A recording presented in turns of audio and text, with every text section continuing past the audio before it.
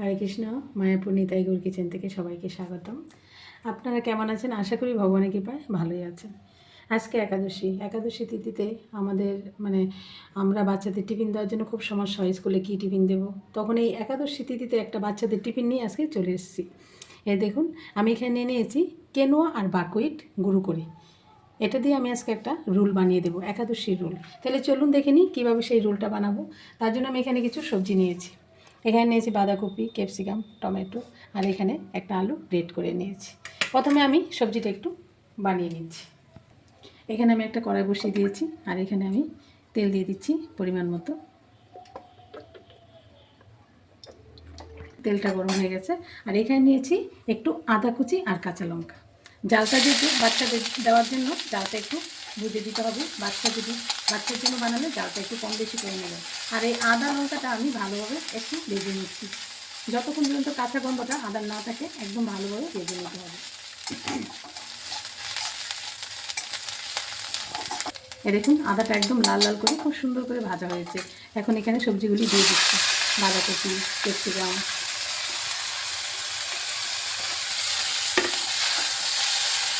আর এখানে একটা আলু যে গ্রেট করে নিয়েছিলাম আলুটাই দিয়ে দিলাম।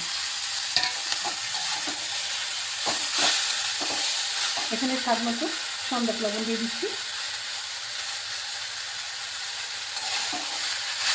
ভালোভাবে আমি একটু মিশিয়ে একটু ঢাকা দিয়ে দিচ্ছি, যাতে করে সবজিটা একটু সিদ্ধ হয়ে যায়। এই যে ঢাকাটা খুলে দিলাম, সবজিটা প্রায় সিদ্ধ হয়ে গেছে। এখন এখানে একটা টমেটো নিয়ে নিয়েছি, টমেটোটা দিয়ে দিচ্ছি। টমেটোটা দিয়ে আমি একটু ভালোভাবে একটু কষিয়ে নিচ্ছি। আর এখানে আমি একটু মিষ্টি দিয়ে দিলাম। চিনিটা শুদ্ধ ছিল না আমার কাছে, তাই আপনারা চিনি বা যা একটু মিষ্টি দিয়ে দিতে হবে। দিয়ে দিলে কী হবে, সবজিটার টেস্টটা আরও বেড়ে যাবে। আর এখানে দিয়ে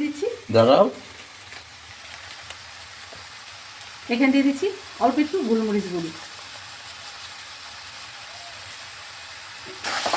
এই দেখুন, সবজিটা ভাজা ভাজা হয়ে গেছে, খুব সুন্দর টমেটোটাও গলে গেছে।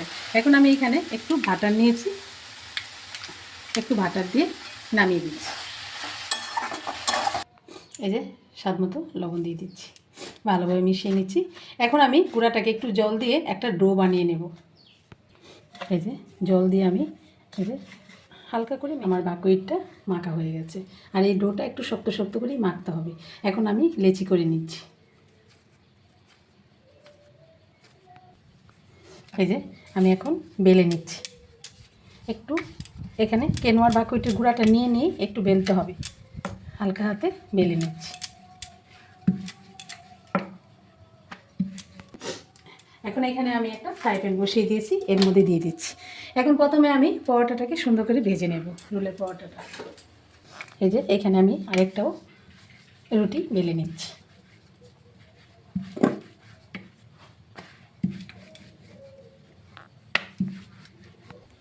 এই যে উল্টিয়ে দিলাম। প্রথমে একটু ছেঁকে নিচ্ছি, তারপর আমি তেল দিয়ে দিচ্ছি। এটা খুব সুন্দর বাচ্চাদের জন্য, বাচ্চারা পছন্দ করে। আর টিফিনে ওদের পেটটা ভরা থাকে, আর একদম সবজিগুলি যাচ্ছে একসাথে, একদম হেলদি এবং টেস্টি এই খাবারটা। এরকমভাবে আপনারা একাদশী দিন বাচ্চাদের টিফিনে দিতে পারেন। এই যে ভালোভাবে লাল লাল করে পরোটাটা ভেজে নিচ্ছি। এই যে আমি একটা পেপার নিয়ে নিয়েছি, এখন আমি রোলটাকে মুড়িয়ে নেব। তার জন্য এখানে সবজি নিয়ে নিচ্ছি। এই যে এখানে আমি রোলের মধ্যে সবজি দিয়ে দিচ্ছি।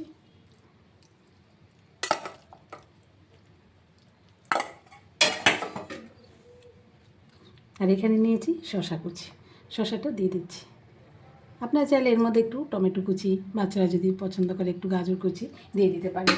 এভাবে একটু হেলদিভাবে বানিয়ে দিলে বাচ্চারা টিফিনে খুব সুন্দর এটা খেতে ভগবানকে দিয়ে প্রসাদ পেতে পারবে। এখন ভালোভাবে আমি মুড়িয়ে নিচ্ছি রোলটাকে।